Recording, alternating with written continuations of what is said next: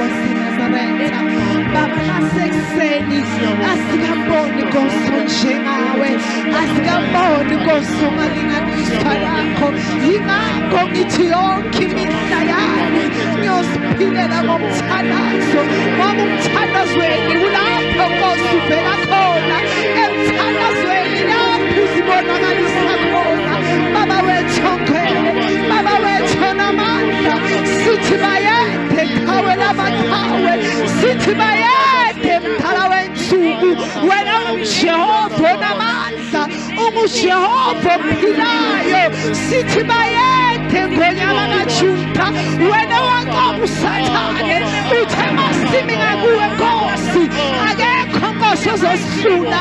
Siyabonga nasekuseni egameni likaJesu ukuthi useseyinkosi nomsindisi wempilo zethu. Siyabonga ukuthi Nkosi ngaphandle kwakho asenzi lutho, ungekho wena akukho esingakwenza. Father, we welcome you in this presence. Father, siyawemukela egameni likaJesu Kristu waseNazaretha. Sithi ufanele ukubongwa, ufanele ukudunyiswa ngezikhathi zonke. Sithi wehlukile, awulinganiswa nabanye abonkulunkulu. Siyabonga Heavenly Father. Father, we thank you in the mighty name of Jesus. Father, we welcome you in this presence. Ngaphandle kwakho asenzi lutho, ezandleni zakho kuphela amandla, ezandleni zakho kuphela ukuphila. Yingakho sithi phakama Nkosi yezulu, bese uyawabhekela lomhlaba, umhlaba wanakele bakhanda. Yingakho sicela wena Nkosi ukuthi ube impendulo yezwe elonakele. Siyabonga Holy Spirit, manje amasi akhanda yaboshiye, likhama yabosiyata, likhoma yabosiyete, likhoma yanabosiyate, likhama yabosiyete lebosiyata, likhoma yabosiyata. Oh, thank you Heavenly Father, thank you Master Jesus. Father, we thank you ukuthi ukhona kule ndawo. Baba siyabonga ukuthi uJesu nakho indlebe yakho ayifinyeziwa ukuba Nkosi sizwe, ukuthi Nkosi sikhala abantu, ukuthi Nkosi masizwa sinethemba kuwe. Wena uzosithwalela nasekuseni egameni likaJesu. Sithi bayede, sithi bayede ngonyaka kaJuda, sithi bayede qhawe labaqhawe. Ufanele ukubongwa, ufanele ukudunyiswa wasekuseni egameni likaJesu. Sithi wehlukile Nkosi, awulinganiswa nabanye abonkulunkulu. Siyabonga Heavenly Father. Father, we need you touch. Father, we need your presence in the mighty name of Jesus. Siyabonga uNkulunkulu wethu ongcwele, siyabonga Master Jesus in the mighty name of Jesus. Siyabonga uNkulunkulu wethu ongcwele, thatha indawo ngalesi sikhathi in the mighty name of Jesus. Thank you Heavenly Father, thank you Master Jesus. Siyabonga in the mighty name of Jesus. Jesus. Thank you Jesus. Hallelujah bazalwane. Ngiyambinisa futhi egameni likaJesu. Amen. Ubaba sikakhona sizowamukela. Ubaba uzothatha indawo. Isikhathi ke bazalwane sezwi, isikhathi saloku esikulambele, sishiye konke emakhaya besingakwenza ngoba uNkulunkulu walenza lelanga lokuthi namhlanje sishiye konke sizolalela ukuthi uNkulunkulu usiyalangani, ukuthi uNkulunkulu ufuna ukuthi senzeni. Bantwana basekhaya, uNkulunkulu uyasidinga. Siyabona ukuthi siphila kwesinye isikhathi kubiza ukuphila kwethu. Yingakho ngifuna ukutshela ukuthi sale sibambisisa lokho esinako, sikhonza uNkulunkulu. Ngathi namhlanje siyandlula, ngathi langa lokugcina ngoba siphila sinye isikhathi uNkulunkulu udinga kwakhe bazalwane. Yingakho simasifunda Friday ngerevelation ngiyathola ukuthi uNkubaba konke akwenzayo akavela uNkulunkulu enze, kodwa wenza into ngestep. Lapho uNkulunkulu sekafike khona akekho ongavala, ngoba ithi omunye umuntu umhlabeleli uma yena sekavula iminyango umnyango akekho ongavala. Amen bazalwane, asilungise inhliziyo zethu ubaba sazozwa phambili athatha indawo. Sicela uNkulunkulu sikhuleke, sicela ukuthi baba thulisa yonke imimoya konke sikushile emakhaya okusihlukumezile ekseni, kodwa isikhathi sokuthi simcele ukuthi baba thulisa umoya. Silambela izwi lakho, sifuna wena, sifuna ukuzwa wena uNkulunkulu. Simcela ukuthi baba ngena phakathi kwethu, wenza ikhaya lakho. uNkulunkulu uthembekile bazalwane, ingakho ezwini lakhe athi konke sikucela egameni lakhe yena uzosinikeza kona. Siyambonga uNkulunkulu ngaso sonke isikhathi, simnxuse, simcela ukuthi baba sisize, singasuka endaweni yethu ukulinda nalapha imimoya seyisihlasela kodwa singasuki kuye. Amen bazalwane. Oh bayethe Nkosi yami, oh bayethe Nkosi yami, oh bayethe Nkosi yami, oh bayethe Nkosi yami, oh bayethe Nkosi yami, oh bayethe Nkosi yami, oh bayethe Nkosi yami, oh bayethe bayethe Nkosi yami, oh bayethe Nkosi yami. Amen. Awusibambe bhuti, hamba nathi. Oh bayethe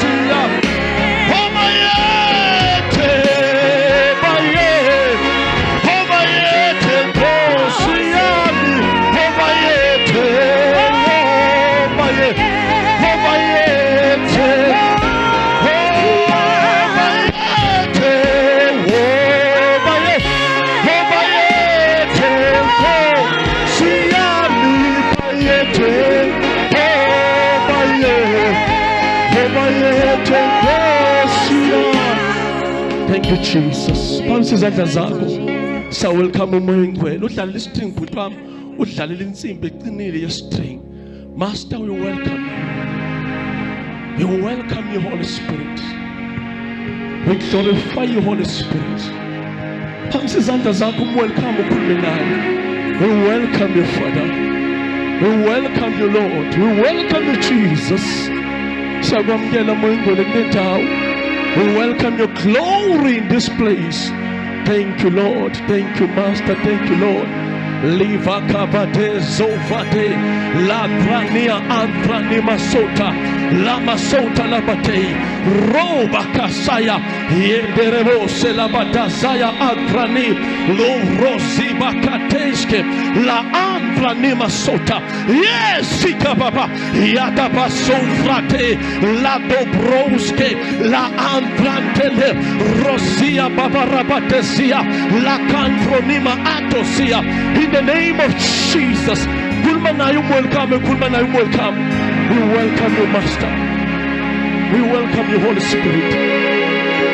We love you, Lord. We adore you, Lord. We worship your name. We glorify your name. Thank you, Jesus.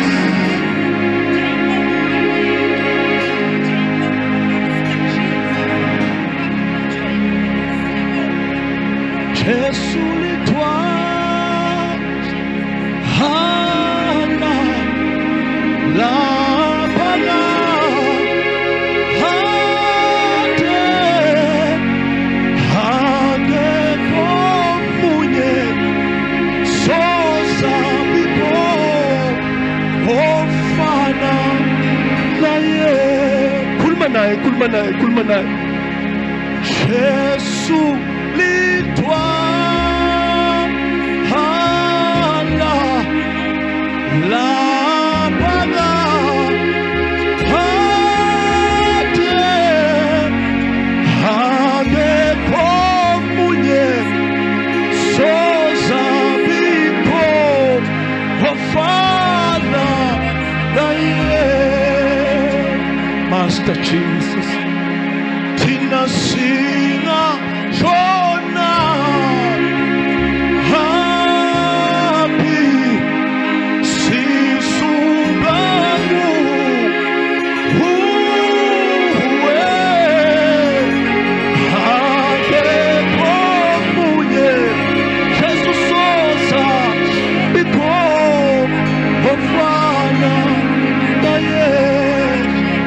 izandla zakho usho njalo idwala lamadwala asuka kuwe siyami singashonaphi sisuka kuwe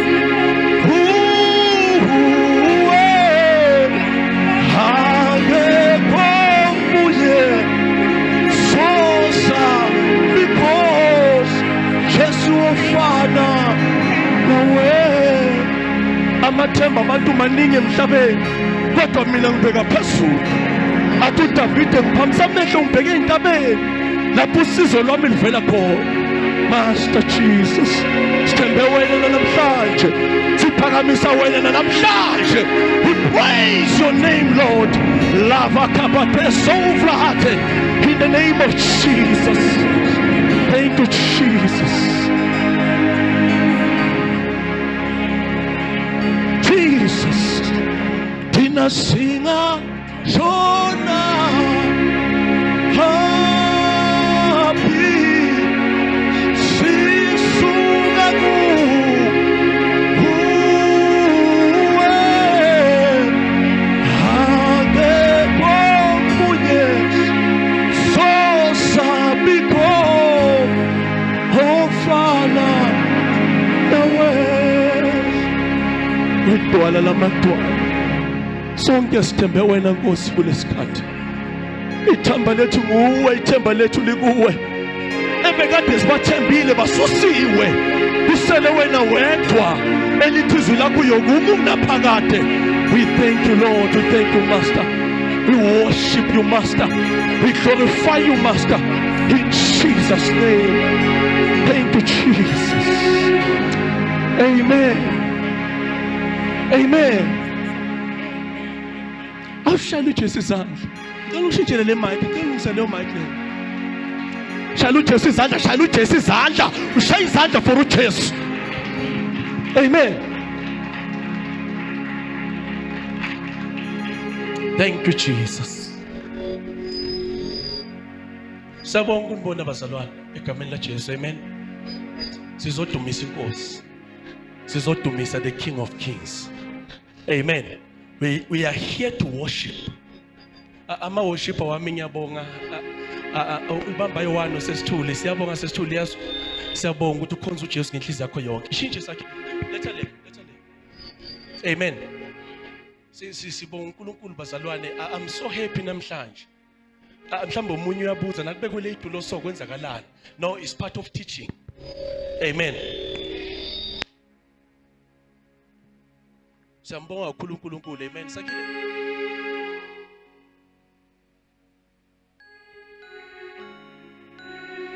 Laphansi egameni laJesu.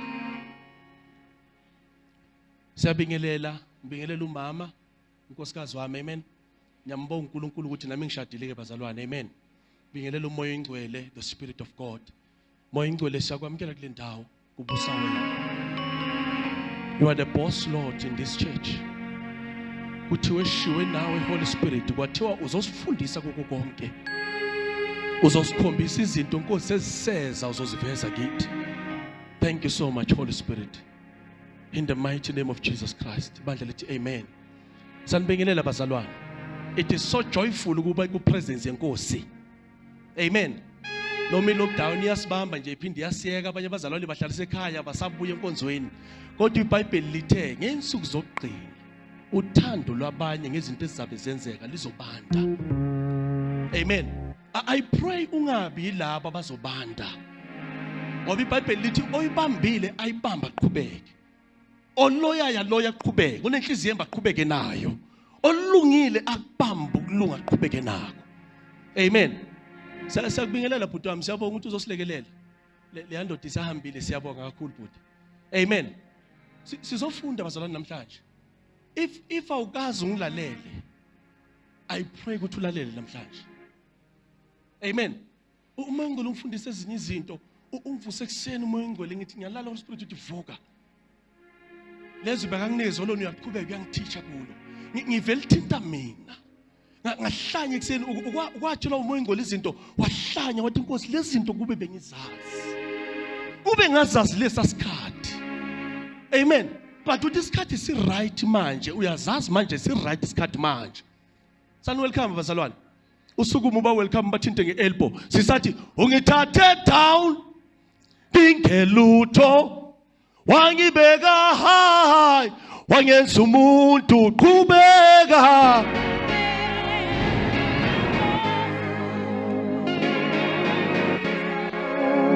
Wena Jesu ungithathe down dingelutho wangibeka high wangenza umuntu qhubeka.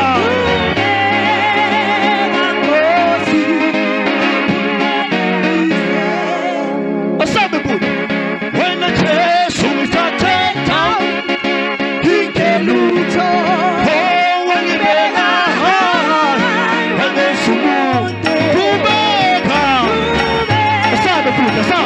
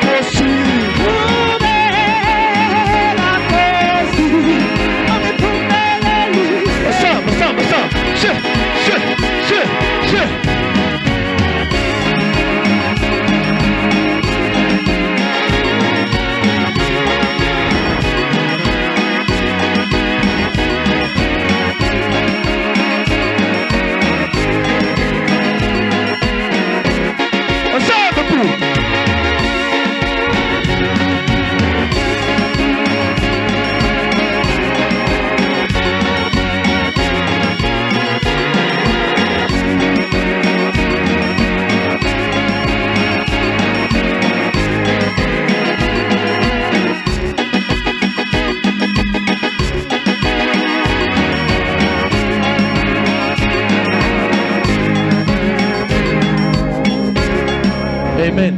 Sahlala phansi bazalwane, sahlala phansi egameni lika Jesu. Manje namhlanje na indaba esizokhuluma ngayo. Amen. Why is God interested in our hearts? Why inhliziyo? Amen. Nasikhuluma ngenhliziyo mhlawumbe umunye ucabanga ukuthi sikhuluma ngalento epompa igazi. Nasikhuluma ngenhliziyo, sikhuluma ngalomuntu waphakathi. That is the heart. According to God. Dlalela string but ngidlalele nje string ngamind. Amen. Yabona njengoba ngidlala string. Khona into eyenzeka enhliziyweni yakho nakadlala.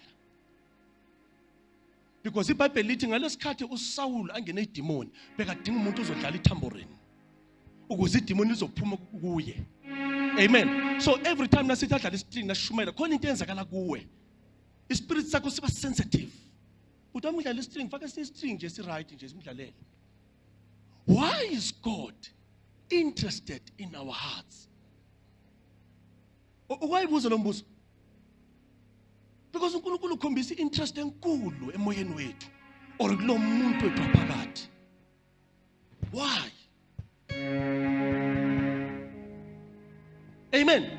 Because if uyazile lento le before or now uqala ukusindiswa wazi lento le bozo enjoy insindiso.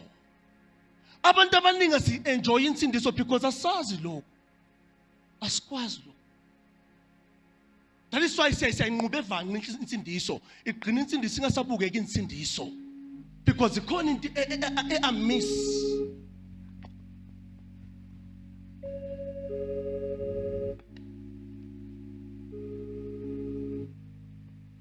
Amen.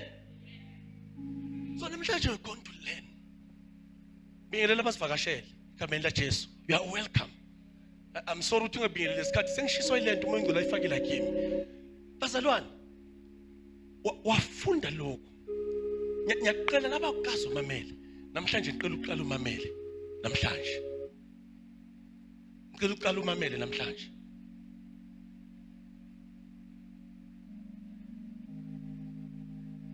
Ngicela nje ukwenza soma asho ngingishaye. Ngicela ukususa nje la.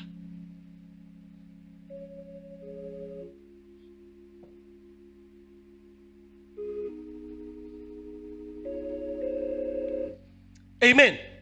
Now funda John 4:24. Because before wazi ukuthi uNkulunkulu wayabe interested la. Mele wazi ukuthi uNkulunkulu ubani uyini. Then uzokwazi why are interested la. Why keep but why keep manje akukeep. Uzokwazi why you will know.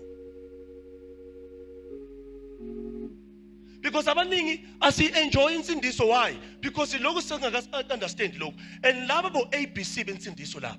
ABC uphona nakhuluma ngo ABC. Abo ABC bensindiso laba. That's why sinabantu abaningi insindiso naba pretend insindiso. Sicabanga ukuthi basindisiwe, bas disappoint along the way. Because asazi abo ABC bensindiso. Why he's so interested in our hearts? Why?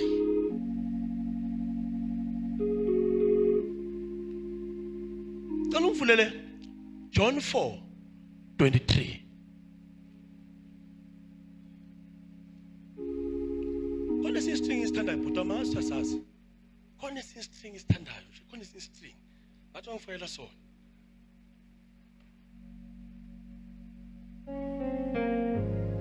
Yeah, ngishayela string esinjalo so. John 4.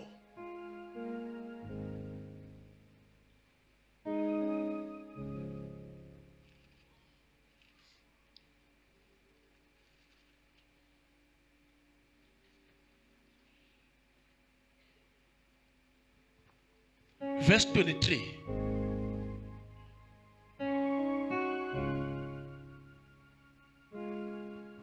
Tell ngifundele dala ngesizulu.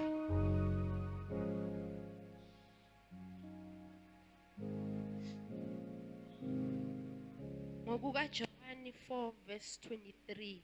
Phamsi voice dala. Kodwa Kodwa isikhathi siyeza sesikhona namanje lapho abakhulekayo Yizwa, isikhathi siyeza. uJesu uyacorrect nakakhuluma. Uthi isikhathi siyeza but sesikhona manje. Besiza but senza manje sesifikile manje. Kokwenzakalana isikhathi esizayo. Fundele daqeda. lapho abakhulekayo abaqinisileyo beya Yizwa, abaqinisile. True worshippers. Not just any worshipper. Not just okhuleka nje. But this is true. Abaqinisile. Funda tala. beya kukhuleka kubaba ngomoya nangeqiniso. Why? Why? Mele ubuze iBhayibheli. Why? Bese u24 yakuphendula funda 24. Ngathi into amamaki. uNkulunkulu ungumoya. Number 1. God is a spirit. But the hour cometh and now is. Shuthi le hour liyeza but uthi Jesu yilo futhi manje lelo hour. Selifikile manje. Aliseke linye lizayo selikhona manje. Uthi when true worshippers.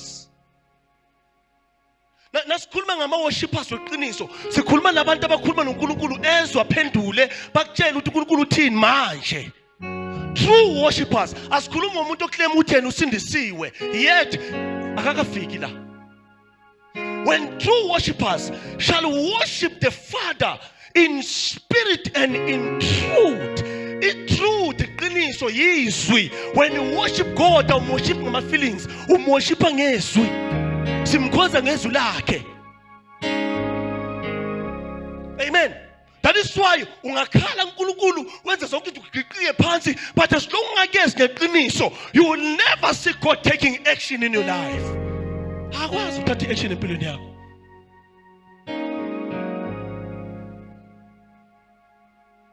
Akakwazi ukwenza lokho. That's why abantu abaningi yabafastate insindiso bajwayelele emhlabeni because emhlabeni amademoni amadlozi zonke lezi zinto bezivela. Manje nabafika insindisweni abamuzi uNkulunkulu wakhona because la awenzi ngendlela yakho, wenza ngendlela yakhe. He's God. When umuntu udaliwe yena he's God. God is God. That's why ungenza ngenyembezi nezigebengu ziyakhala. Yini umehluko between inyembezi zakho nezigebengu? Ngoba kunabantu abakhalayo manje but lithi iBhayibheli akabezwa noma bakhala. Yini wena into ezokwenza ukuthi akuzwe? For the Father, if Jesus, my Jesus. For the Father seeketh such to worship him. Ubaba ufuna banjalo ukuthi bamkhonze. Why? If iBhayibheli, God is a spirit. Ubaba umoya. Therefore umoya ufuna ukuthi umuntu ukhonze ngomoya. That is why nakadala umuntu bazalwane. Wadala spirit, soul, body. Umuntu uyi-tripart. Umuntu uyi-tripart. uNkulunkulu iphathi yomuntu aconnecta nayo ile akusile tu. uNkulunkulu awumoya, then nawe unomoya, then naye iphathi afuna umoshiphe ngayo. But kanjani?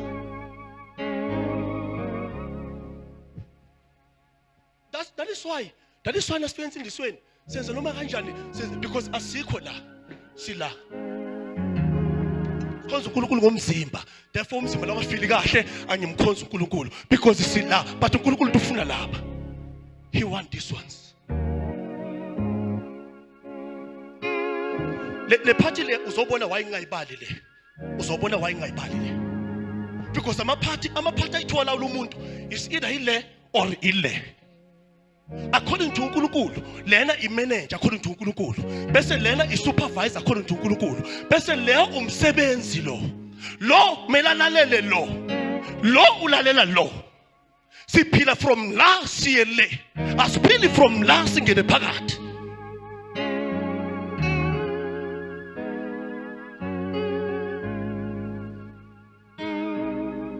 That's why you see enjoy insindiso.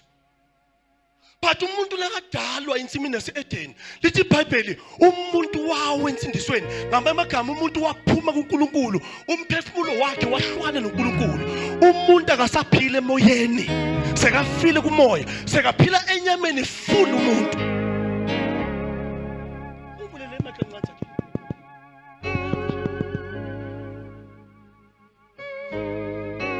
ke. Amen. Le party le isebenzani le party le? Le party le ibizwa kuthiwa yi-soul.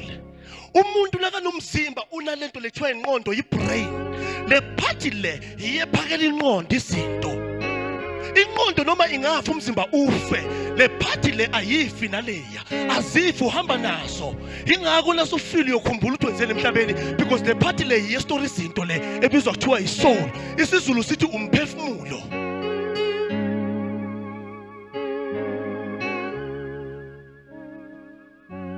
Amen. Phakamisa le mic.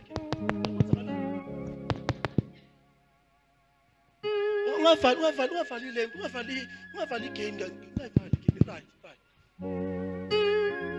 Amen. So, when uma ukhonza uNkulunkulu, God is a spirit. Ukhonza uNkulunkulu omoya, wena ulanyameni. Angeke ufile uNkulunkulu ule sekudeni nawe. And uNkulunkulu angeke enza amamenzi ukuthi eze kuwe wena kumele uye kuye. That's why athi uzani kanjani uthi nali iqiniso. If you worship him in spirit and in truth, ngezwi lakhe izwi liyakwazi ukuthatha inhliziyo yomuntu efile livuse. Inhliziyo yini? Umoya. Liwuvuse umoya limsondeze kuNkulunkulu umuntu. Izwi linalawo mandla.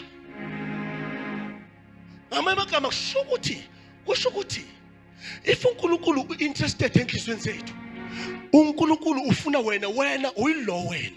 Lo akusinguwe lo. Lona yindlu yakho le. Wena ula. uNkulunkulu interested lo muntu eqiniso.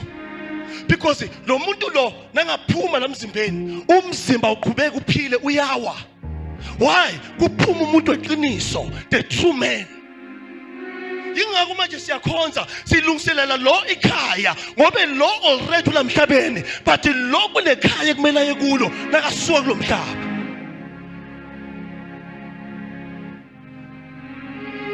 iBhayibheli lo limbiza ke temporary lo ngobe lona uyazalwa azalwe emhlabeni akhula bemdala kufika isikhathi sokuthi alale. Bese lo iBhayibheli limbiza ke permanent. Silungiselela ikhaya elipermanent. But abantu bayadlala because baphila kulo. That is why sithi sindisiwe. Mara lo ufile lo we. Imanager ifile, therefore isupervisor ayikhona ukutshela umsebenzi enzeni. Umsebenzi uzenzela noma ngabe yini.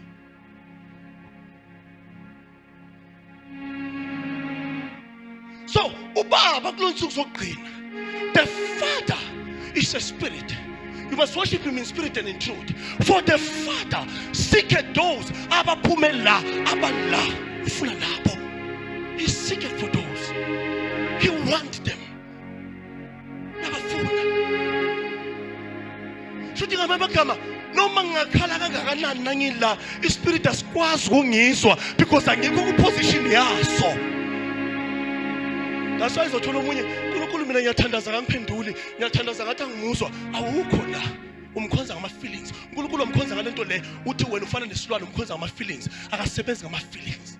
Lithi iBhayibheli the just shall walk by faith. Abakholwayo bohamba ukholwa. Kuhlala lapho ukholwa.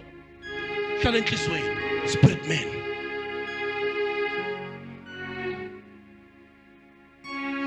Amen. That is why bobona abantu bakudala eBhayibhelini bahamba noNkulunkulu avele because abantu bakudala bayifunda le secret. Babayazi lento le. That's why bebakhuluma naye manje avele manje because bebahlala bala baphuma la. That's why noma bashaywa la babulawa la asaba ingena indaba la because bona basazi bala. If umbulala ngale then kuba la uya kubaba. Akanendaba nento eyiningi. But sinenkinga enkonzweni manje. Why sinenkinga? Because ama Christians bahlele la. Sizenkonzweni sifuna ukujabulisa lo, sifuna into salo, umfundisi nangithandazela ngithola into salo, yonke into yami right. Lona ke uyoyingena nini indaba yakhe?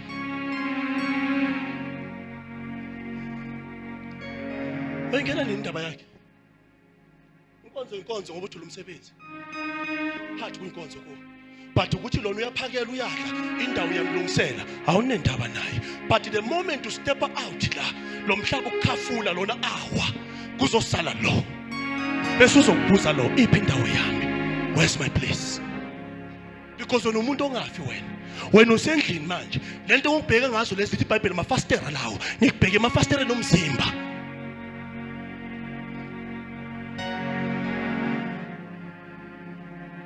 Ingakho umuntu lakashona zova bathi uhambile hamba ubani ngoba umzimba nawo siyawubona lo walalo ngawari ngalo walalo that's why ngawari ngento zaNkulunkulu walalo but umuntu osuka hambile na.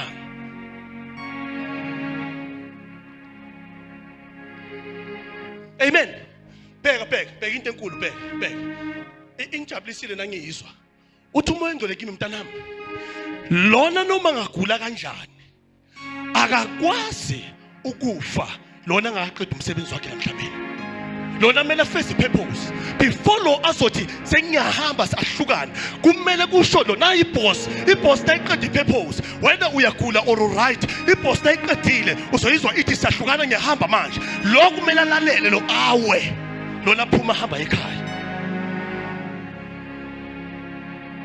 That is why for umuntu omhlaba ngeke amkhonze uNkulunkulu angeke understand iBhayibheli. Why? iBhayibheli izwi laBaba liwumoya. Uma angekho la lezwi alinamandla okumshintsha yena ula, therefore lezwi kuye liwubulima because lisekudeni naye. So iwubulima leyanto kuye amandla esiphambane ebantwini bomhlaba awubulima kodwa ngithi awuhlakanipha because thina sila siyawabona every day.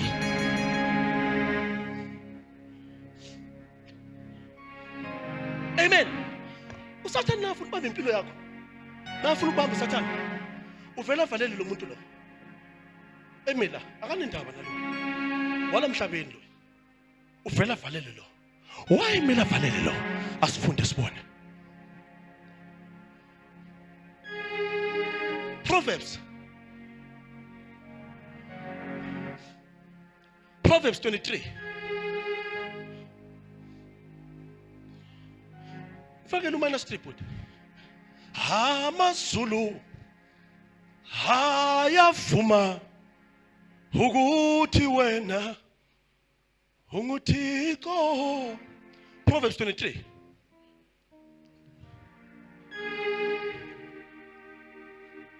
Amazulu.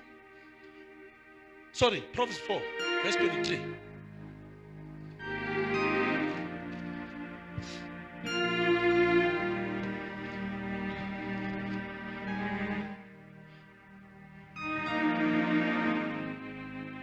Verse 23. Kani ufundele ngesizulu sithando. Ungakhohlwa ukuthi iBhayibheli lo limbiza ngenhliziyo or limbiza ngomuntu waphakathi or is a spirit or is a heart. Lo iBhayibheli lo limbiza ngesoul according to English ngoba isizulu asinamagama ohlukanisa. Isizulu sithi umphefumulo lo bese sithi le umzimba bese sithi isizulu lo umoya. Sibiza kanjalo isizulu ngibhasalana. But English, this is a spirit, this is a soul, this is a body. Umoya uyumuntu lo ubizwa ngegama, legama uzonikezwa lona ofika ezulwini. Kunegama elibizwa ngalo manje ezulwini. Hayi lo linikeze abazali bakho lelala. Kunegama lakho lala oyobizwa ngalo ezulwini. Lo muntu wakho waphakathi. Bese lokhu isoul ithatha izinto la iphakele lo. Ithatha from la iphakele lo. Iorder yaNkulunkulu injalo. I-order yaNkulunkulu ithi siphila siyale. Bese lo inqondo ithatha from kulo kufaka inqondo bese uba nemicabango. Amen.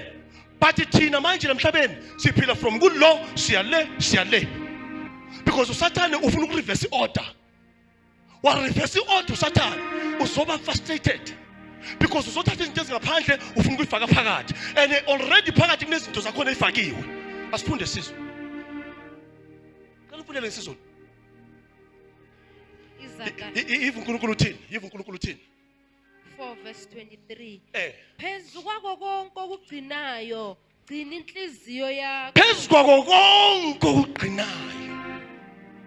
Sinento sethi sinama valuables wethu siwagcinayo. Abanye bagcina imali emabank njalo nje after 5 minutes kuyacheck ukuthi imali yami sesekhona.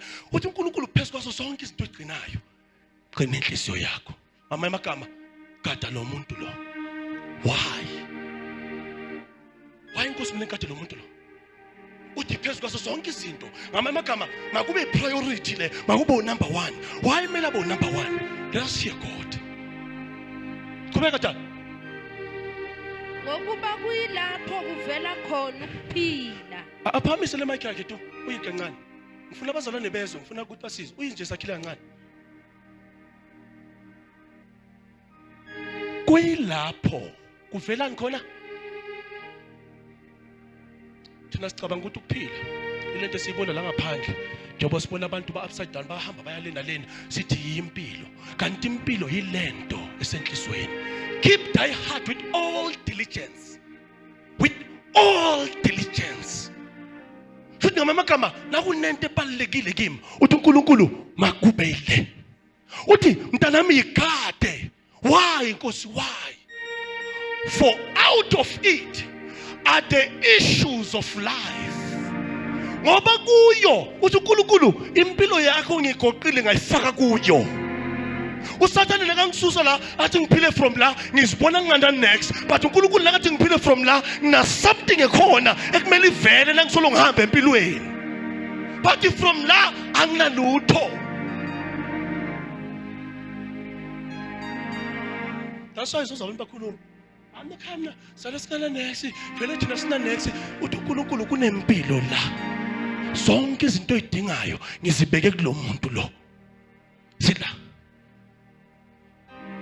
That's why uPaul uthi thina senza abaningi babe rich, mara nabasibheke enyameni basibona ngathi siphuwa. Uthi but nasibeka izandla kubo, sibabeka izandla, sibeka izinto kubo because thina siphila ngeorder right. Siphila from la phakathi siyale ngaphandle.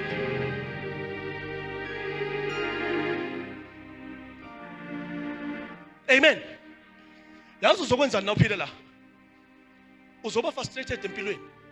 Ugcina uphilile impilo yokurobha abantu. Ubarobha abantu uthatha into zabo. Ubarobha uthatha into zabo. Uzibone ngathi unezinto. Kufika isikhathi zikulahlekele zonke lezinto. Because into zakho zila wena, hayi zabantu zakho zila. Ngoba into nento ine title deed kumoya ukuthi belonga kubani. Omikhala kungaqwala into sobugebengu, iqwala ekhaya lakho kuzofika isikhathi esi1. La usathana azokuhlazisa khona, afika thathe konke ngoba uyazi ukuthi i-title deed yalezi zinto awunayo because wena uphila from lenyameni uyale. But now uphila from la into zakho noma ngafika ubani zakho ngoba zibeke kuphi enhlizweni yakho.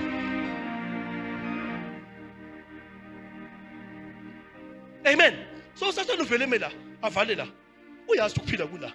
Akuphaysise lapha sola kusalena le. Hamba ubhula, hamba ubuza bobani, hamba ubuza. Umile la uvale la. Na ubhula nguye futhi ophendulayo. Hayi wena kwasuka limala umama, kwalimala uanti wena wenziwa lokho. Uvale la.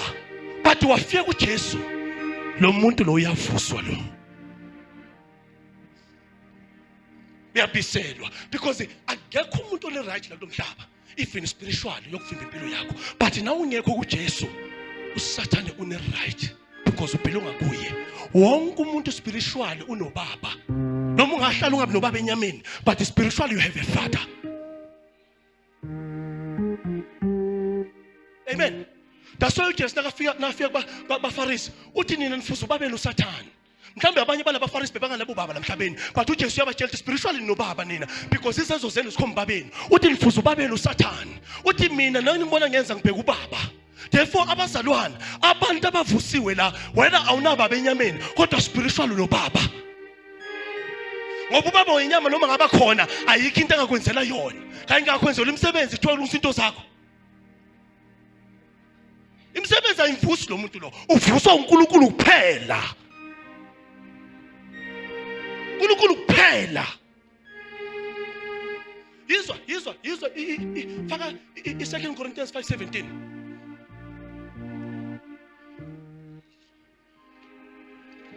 Ngegama lakho Jesu kuqaphasiko gama lakho Jesu ngegama lakho Yesu kukuqa phasiko ngegama lakho Jesu ngegama lakho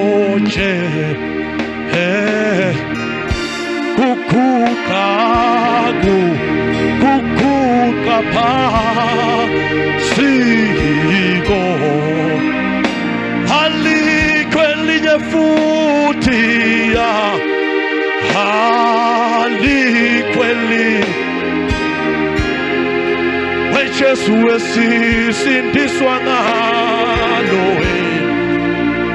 esingasithana kuyilo nje kuphela kuyilo nje kuphela esisitha ngalo esingasithana alikho elinye futhi alikho elinye futhi weJesu esisindiswa ngalo esingasithana Jesu kuyilo nje kuphela kuyilo nje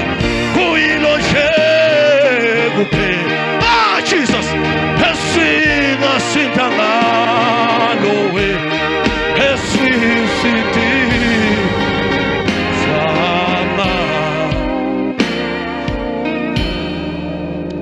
according to the scripture list yabona scripture list mhlambe dala usindisiwe but mhlambe u understand iBhayibheli because isinokusindiswa isikhathi eside but singa understandiswe uNkulunkulu akabali insuku zakho zokusindiswa that's why iBhayibheli lithi akubalwa ukuthi uqale njani balwa ukuthi ugcine njani ukuthi usindiswe isikhathi akusho next uNkulunkulu lokho uNkulunkulu ubhekele namhlanje ukuthi wenzani namhlanje if usindiswe 30 years back khohlwa mntansekhaya ubheka namhlanje wenzani namhlanje according to the scripture list umphefumulo sinawe before sisindiswa bofile ukufa kusho ukuthini kusho ukuthi besisekudeni noNkulunkulu emphefumulweni ukuba sekudeni noNkulunkulu ukufa according to uNkulunkulu ukufa sokuphuma emzimbeni but ukufa ukuba sekudeni naye that is why nawufunda incwadi Revelation ikhuluma ngokuvuka kwe-2 kuzoba khona ukuvuka kokuqala kuthiwa ukuvuka kwabaphilayo abangcwele because abangcwele baseduze noNkulunkulu therefore babizwa kuthiwa abantu abaphilayo bese uvuko lwesi-2 kuthiwa uvuko labafile abasekudeni noNkulunkulu yiva uNkulunkulu uthini kuRevelation yiva uthini ubusisiwe umuntu ovuka kulovuko lokuqala wayabusisiwe ngoba akayojajwa ngemisebenzi yakhe uyojajwa ngokaJesu futhi kuyobhekwa wena bese kubhekwa iwundlu bese kuthiwa mnikezela umqhele uyadeserve why uNkulunkulu asho kanjalo because nasindisiwe umphefumulo wethu uyaphila therefore sine contact noJesu yonke into uJesu ayishoyo siyayenza sisizwa ubani nguye futhi but umuntu ongasindiswanga usenzela amaplani yena ngempilo yakhe uyiphilela yena nguye uclever nguye iboss wempilo yakhe tanisoyo umuntu ongasindiswanga uyojaja ngobungaye because akathembelanga kuJesu uthembele kuye so umuntu ongasindiswanga uphila la kule nyama fully uphila la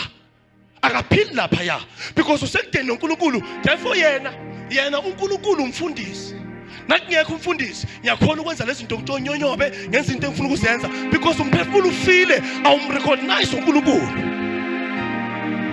amen so ngiphila kuphi enyameni according to the scripture list sinawe besiphila enyameni that's why besenza wonke amanyala besiwenza because la besifile la but the scripture city therefore if any man be in Christ kanjalo uma umuntu ekuKristu lo muntu uyeza manje sekazosindiswa uphamisa izandla kenzela umfundisi usindiswa ngeqiniso uphamisa izandla lithi iBhayibheli he is a new creature. Kwenziwani? Kuvuswa umphefumulo omusha kuye, because umphefumulo omdala bongamazi uNkulunkulu uyabulawa, kuvuswa umuntu omusha. Lo muntu seka 1 2 3 uNkulunkulu yamthatha umbeka la.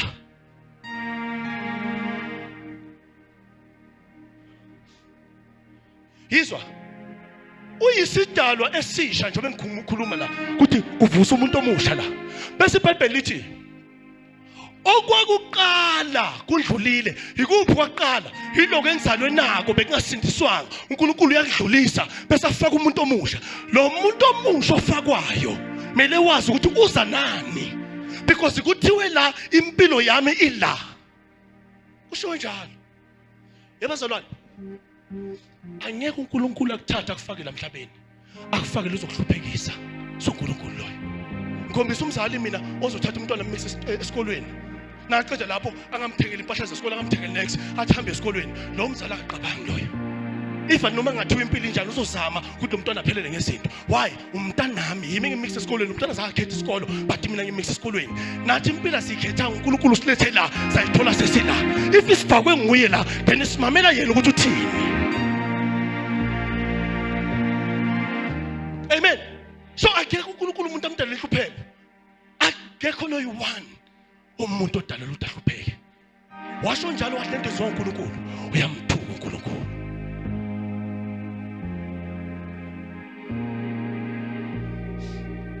Amen. Hivi iBhayibheli lithini? Behold, behold, bheka, behold, bheka. Lithi iBhayibheli wena usunziwe isidalo esisha, bheka. Ngenezwini ubheke, bheka. Mbheka ini? All things are become new. Sekuvele okusha. Bheka ukuthi awusaphili manje impilo yakudala, awusayiphileli wena. Ngamagama impilo kosonikeza uJesu. Hamba ubheka ukuthi uJesu uthini ngalo muntu omusha amfake kuwe. Uthini? Bathi thina simusindiswa thina. Senza uNkulunkulu so. Ngiyasindiswa, nangiqeda ngisithini ngizophila la. But inkosi ngisindisiwe lapha. Lapha ngisindiswe nje ukuthi ngithandaze kuphela, ngiqela izinto kuphela. But angilibheki izwi ukuthi lo muntu unani lofikile. Yini type.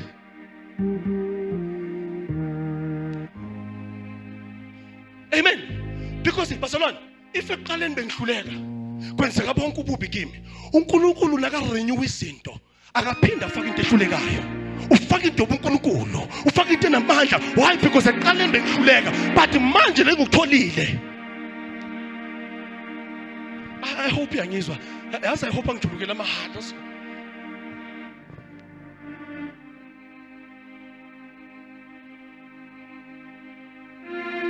18. Can we find it in verse 18 with 2 Corinthians? 2 Corinthians 5:18. Verse 18.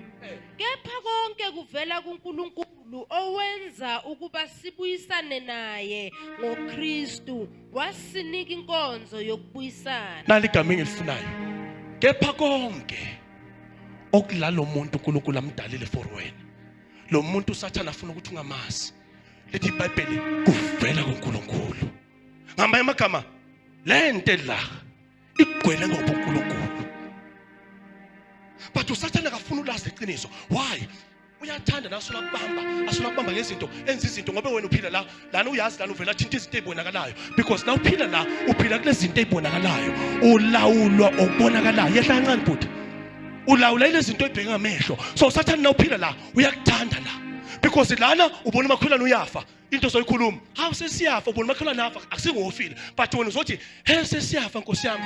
Ngiyabona mara siyafa because uphila la. But waba la.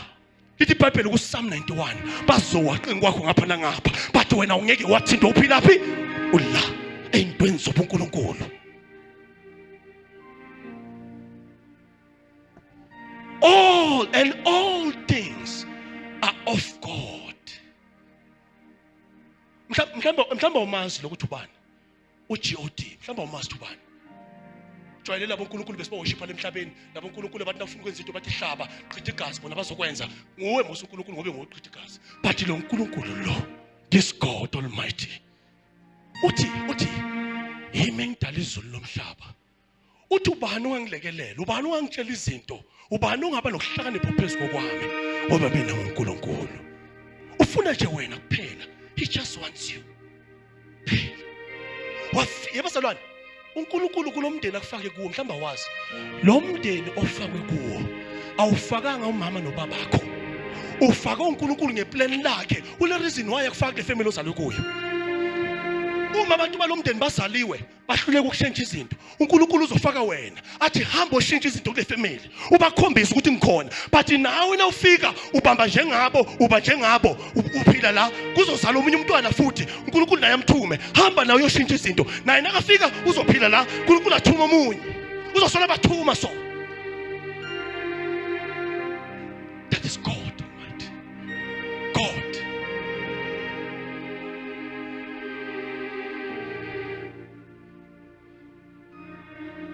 Amen.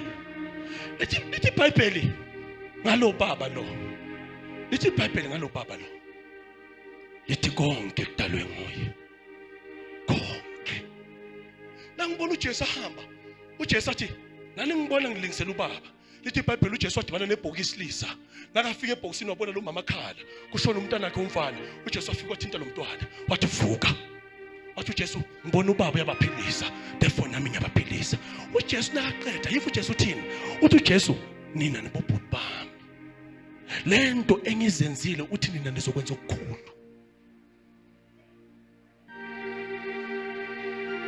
Why athi sizokwenza okukhulu?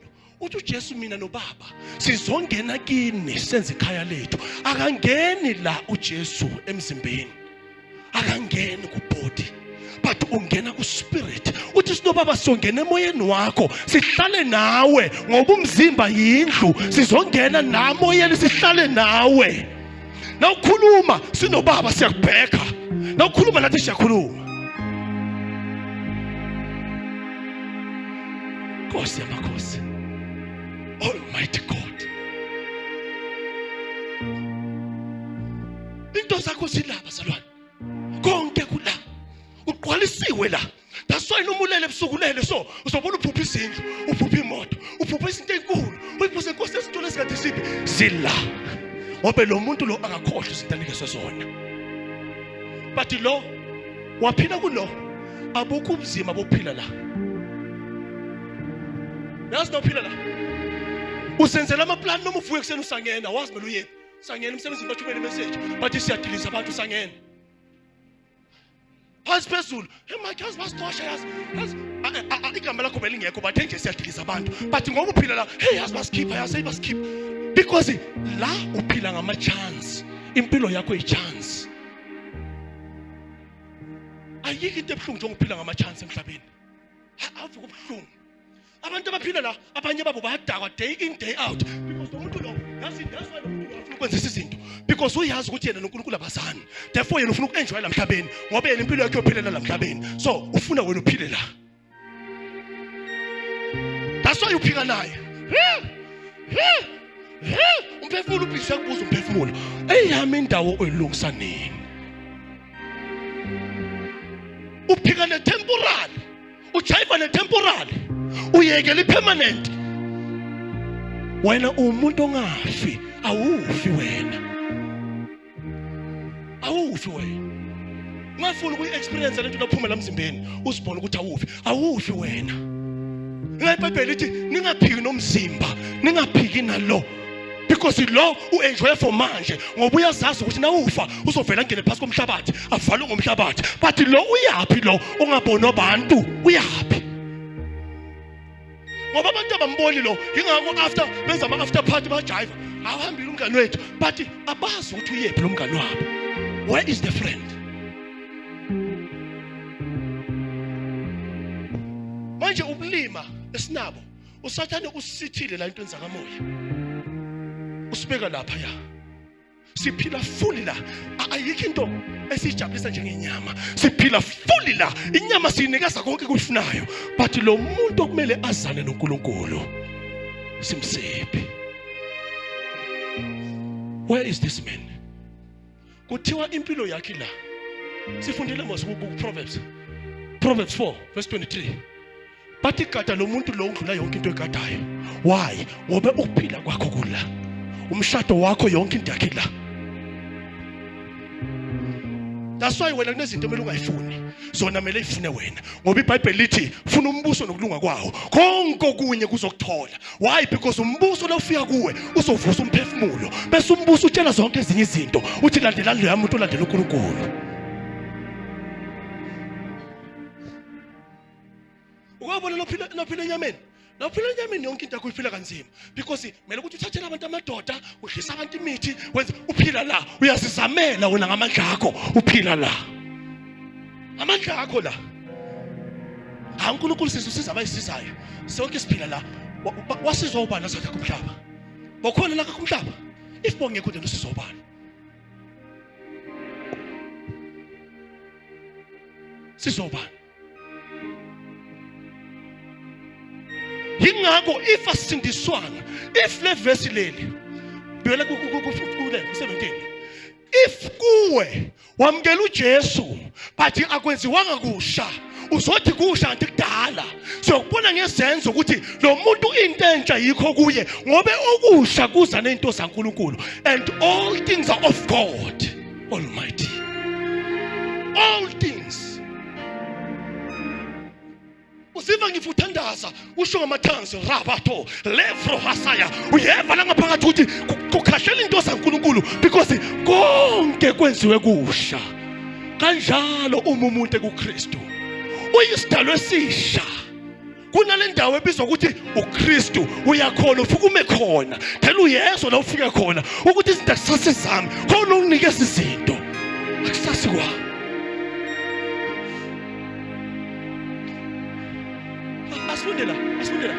Asifundela.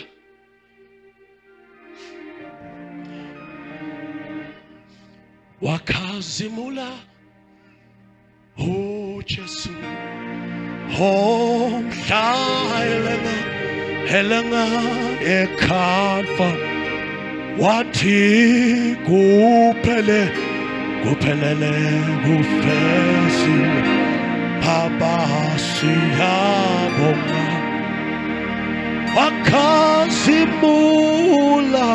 Wakazimula uJesu shayele elengeka wathi kuphelele kufesiwe Baba siyabonga. Baba siyabonga, Baba siyabonga, siyabulela okuwethiko ewe somhlekazi kalimambo yizwa la first Samuel uqala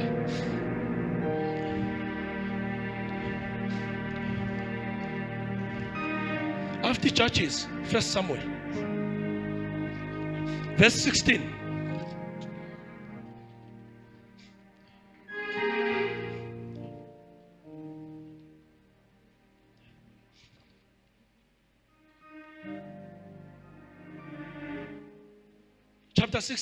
Chapter 16.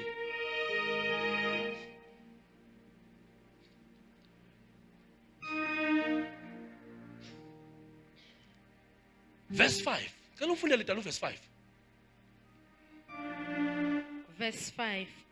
Wathi yebo kunokuthula ngize ukuhlabela uJehova zingcweliseni nize nami ekuhlabeni. Wabangcwelisa uJese namadodana akhe wababiza ukuba babeze ekuhlabeni. uSamuel lo prophet Samuel ukhuluma la. uNkulunkulu yamthuma akamtshela igama lomuntu. Ufuna ubona uNkulunkulu usebenza njani. Sometimes God will not mention your name, angeke abize igama lakho, but into zakho ziyakwazi igama lakho lingabizwanga. Lithi iBhayibheli uSamuel wathunywa kwathiwa kunomunye wamadodana kaJese ekumele ukuthi uyam-anoint nge-oil because uzoba inkosi after Saul. So uNkulunkulu nakathuma umprofeti uSamuel, and he said peaceably, I am come to sacrifice unto the Lord. Sanctify yourselves and come with me to the sacrifice. And they sanctified Jesse and his sons and called them to the sacrifice. Verse 6. Follow verse 6. Ngifuna ukuthatha ngikubeke ingqondo yaNkulunkulu. Lo nkulunkulu omkhonzayo uzomazi ufunction njani. That is why ungakhohlisa bonke abantu ayokhohlisa uNkulunkulu. Cela ufundele sithando. Verse 6. Kwathi sebefikile wabheka uEliyabe wathi impela ogcotshiweyo kaJehova uphambi kwakhe. And it came to pass when they were come that he looked at Eliab and said, surely the Lord's anointed is before me. uSamuel ithi iBhayibheli wabheka lokho phambi kwakhe because bekambona istrategy esikhulu ehlakela. Wambheka ngamehlo ukubona lamafastera lawo. Uma sibheka ngalamafastera, uma siphila la emzimbeni body siyakhohliseka. Even abaprofeti abaphila la bayakhohliseka. Yivu uNkulunkulu uthini? Yivu uNkulunkulu uthini? Mfuna verse 7. Mfuna ukuzisa uNkulunkulu uthini? Ukuthi sinamanye amehlo nasiphila namhlabeni ekumele siwasebenzise. Funda tala. Kepha uJehova wathi kuSamueli ungabheki isimo sakhe. Ungabheki isimo sakhe. Ngamanye amagama uNkulunkulu uthi kuSamuel ubheka wrong. Uthatha amehlo kuprofeti wabeka esayidini ubheka ngokubona. Sobona umzimba uthi nguye lo. Bona umuntu agcoka ibhantshi afaka ithayi, man of God. Senza kanjalo. We don't ask the Holy Spirit anymore. That's why siyakhohliswa these days, because umoya ongcwele simthathe sambeka esayidini because asisaphili la. Waphila la. Lithi iBhayibheli kuIsaya, na uphila la uzova ivoice usahamba. Usivoice lamva kwakho ithi wrong ngendlela ohamba yojika, uzojika. Uzohlala ungena endaweni ngesikhathi esiright endaweni right, but waphila la uzohlala ushayisana nezinto la. Funa uqhubeka stand. Ungabheki isimo sakhe nobude bomzimba wakhe ngokuba ngimalile. Samuel, before unumbheka mina ngimrejectile. Because uNkulunkulu akakhethi nasikhetha thina. uNkulunkulu dala qeda. Impilo yakho njengoba ngikutshela as a Christian, dala yaqedwa. I'm surprised uNkulunkulu. That is why uNkulunkulu akadingi ukulalela thina. Thina sidungulalela yena ngoba nguye udriver. But simlalela njani uNkulunkulu nasisaphila enyameni njengabazalwane nasisaphila la? Simuzwa kanjani? Ngoba sicontrol iflesh, senza izinto zomzimba. Nasiqeda sithi ungangijaji. Umuzwa njani uNkulunkulu? Because lo owaliwe lo uphila fully ku flesh. Wathi uNkulunkulu lona ngeke ahambe nami lo. Ngimalile. Mina ngispirit. Ngifuna abazongikhonza ngomoya na ngiqiniso ngoba ngispirit. So, uNkulunkulu kuwo wonke umuntu khona iphathi ayakhile yakhe ahlangana nayo ibizwa kuthiwa is a spirit. Wonke umntana kaNkulunkulu ngifuna uyazi lento namhlanje. Umprofeti wonke umntana kaNkulunkulu. But only if aphila la. Ngoba sonke lasiphila la. Lithi iBhayibheli ezami izimvu zazizwe lami enesiyalizwa. Nasiphila kuphi? Kumoya.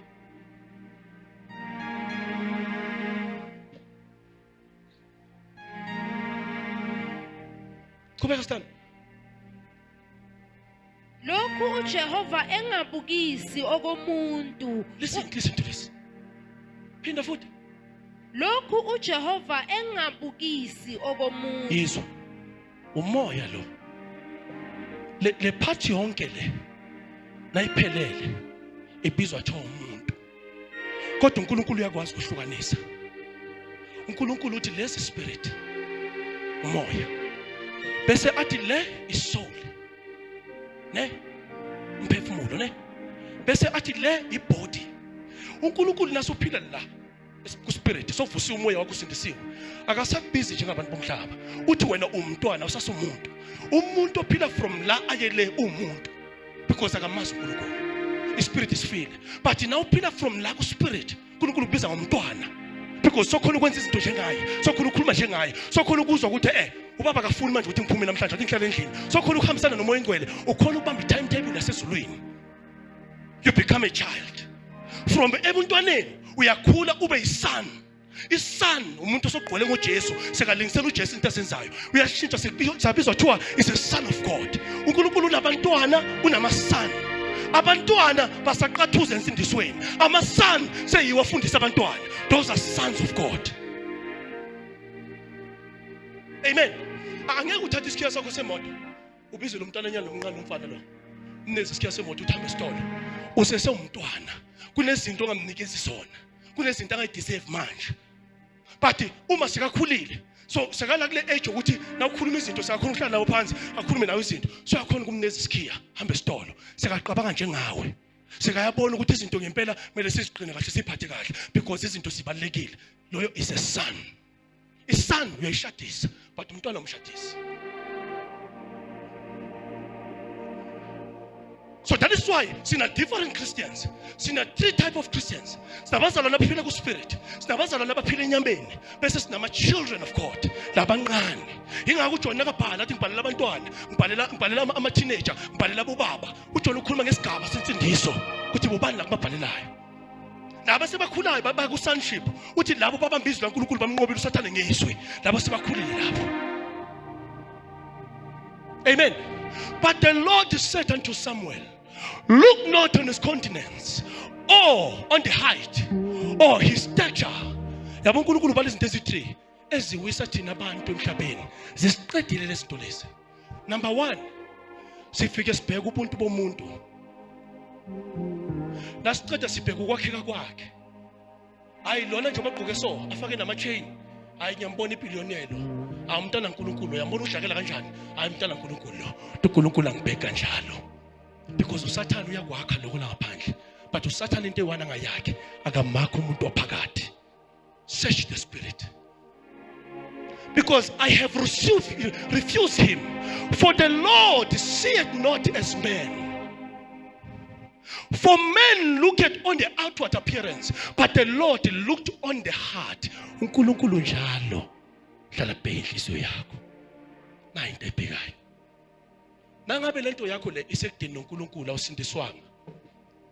I deserve ukuthi ngathola something uNkulunkulu. That is why uzophila la, uzophila ngamandla akho, uzophila urobha abantu, uzophila wenza izinto ezimangazayo because wena ukasindiswa. But wasindiswa uyasondezwa kuye, ulethwa kuye. Sobona njengaye, soqabanga njengaye. Lithi iBhayibheli, then he will give you the desires of your heart. Ne? Bheka, ngalesikhathi ngakasindiswa, ifiso zenhliziyo yami bezikhohlakele. Bengifisa ukuthi abantu bangafa, bengifisa ngathi bashayiswa imoto, bezikhohlakele and uNkulunkulu uphendula lo mthandazo. But nasengisindisiwe, kuthiwa uzonginika ifiso zenhliziyo yami.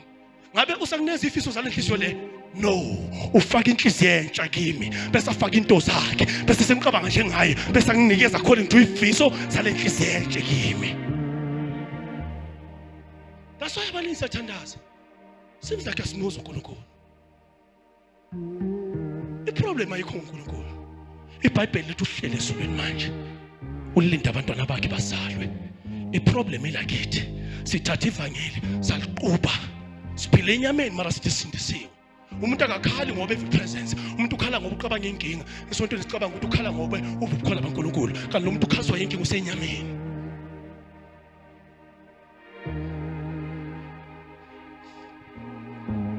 Amen.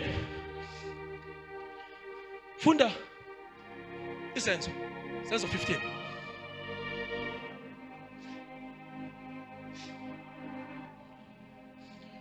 Before sekuzenzo, ngena la sakhe, ngena ku 1 Samuel 17.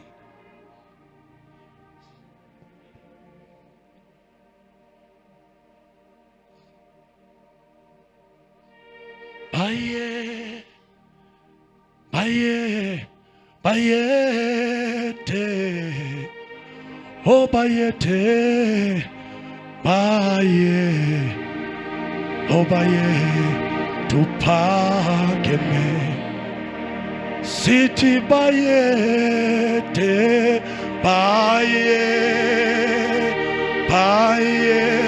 bayete, siti bayete, just oh tupakeme, amakerobini Bona maserafile shokuwe baye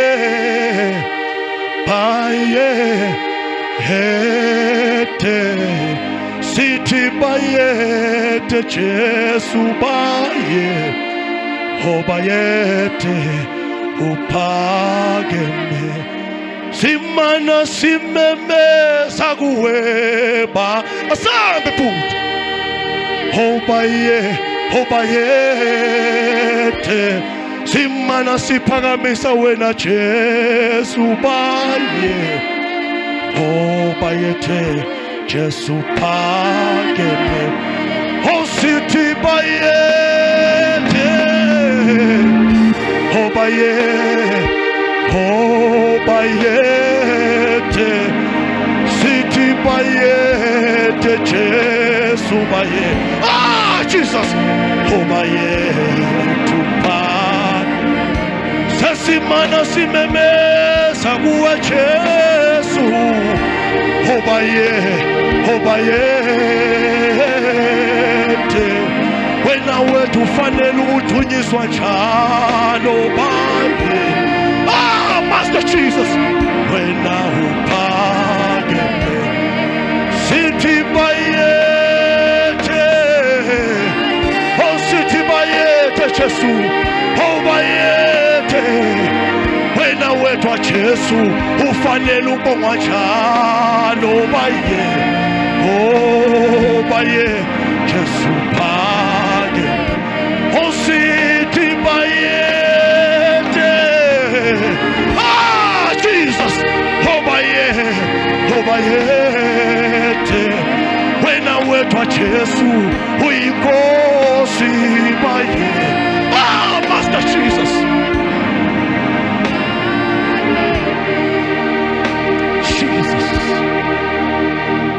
Amen. Can I go verse 17? Verse Samuel, verse 17. I'm getting lapha put. I'm getting lapha yana umlekelelo. I'm getting lapha. Kodwa into lensimbi ke. Thatha le nenye ubeke lapha Clayboy. Le nenye ubeke lapha phansi putha adlale lapha phansi lapha. Bayete Jesu. Bayete.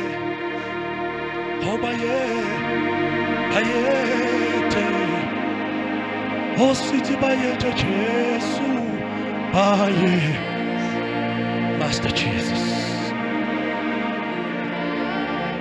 Amen. Father, verse 33. Verse 33.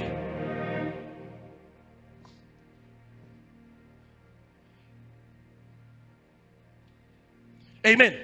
If you understand the story of Saul, not David. Saul no David representa or bamele abazalwana abayi-2 yenhlobo abazalwana. Saul bokumzalo ohamba kahle noNkulunkulu. Bekahamba kamnandi kabi noNkulunkulu. Until wasuka kuNkulunkulu. uDavid lithi iBhayibheli bekuyile nhlobo eyenza i-decision yenhliziyo. Have ayihlonipha uNkulunkulu i-decision oyenza enhlizweni. uDavid wenza i-decision enhlizweni ukuthi mina ngizohamba nawe. That is why nawufunda ngoDavid nakabhala amahubo uthi ngibeke njalo inkosi phambi kwami. Inkosi azange ingenele phambi kwakhe uthi mina ngibeke njalo inkosi phambi kwami. Because i-decision yokuthi uhambe noNkulunkulu ibuya kuwe. It's yours. Amen. Izo le story lesi. Funa dala ngesizulu. Kukhuluma 2 yenhlobo yabazalwane labakhuluma la. Lithi iBhayibheli uSawuli ahlele namasoja bayolwa. Kukhona uGoliath ngaphandle, umFilisti. Njengoba sinawe sikhona sihlankonzweni, kunabo Goliath abala ngaphandle. Abamele thina nasiphuma la. Because omunye nomunye kune stumbling block esime phambi kwakhe esibizwa ngoGoliath wakhe. But labantu labakhuluma bakhonza uNkulunkulu oyi-1 kushiwo njalo but abakhuluma inkulumo efanayo.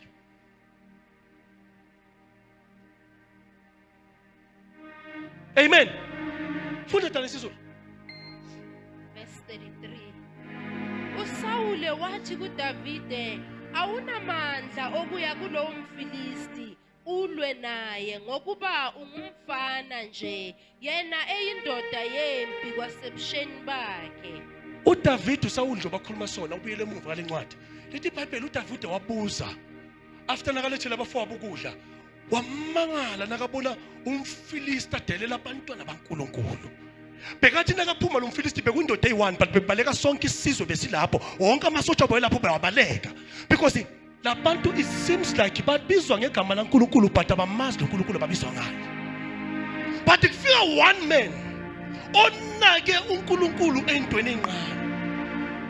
Lithi iBhayibheli nakafika uDavid uyabuza uthi manje uSawuli njengoba bakhuluma so uma ngaza ukuthi lo mfana wayakhuluma inkulumo so athi umuntu ungabulala lo mFilisti wenzelwani. David already ubona ivictory kusayoliwa wena sobona impumelelo. uSawuli wathi yivu Sawuli uthini yivu Sawuli. And Saul said to David, thou art not able to go against this Philistine to fight with him. Why you Saul akhulume inkulumo so ukuthi wena yeke impilo inqobe wena bonke abantu bakini bahlulekile wena akekho loyiwane ekini okwaphumelela. Yiva, for thou art but a youth and he is a man of war from his youth. Uthi uSawuli David wena umncane wena and lo muntu ombonayo from ebuncaneni bakhanga ngawo bekalwimpi bekukiphi age manje but uDavid knows a God in heaven. Othi ngizongena ebantwaneni benu kulesikhathi esiphila kuso ngizongena nakubantwana siba haso masaya.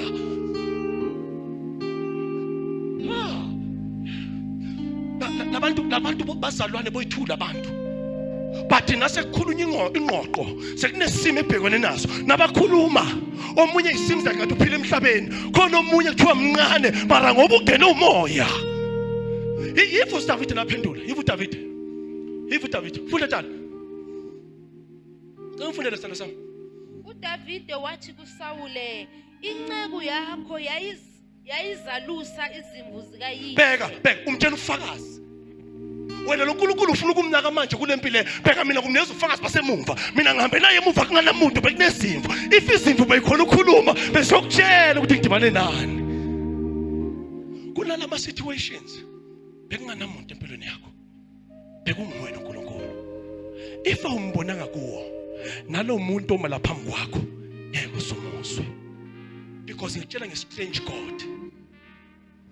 If awuphili if umzalwane uphila la angeke usizwe spirit.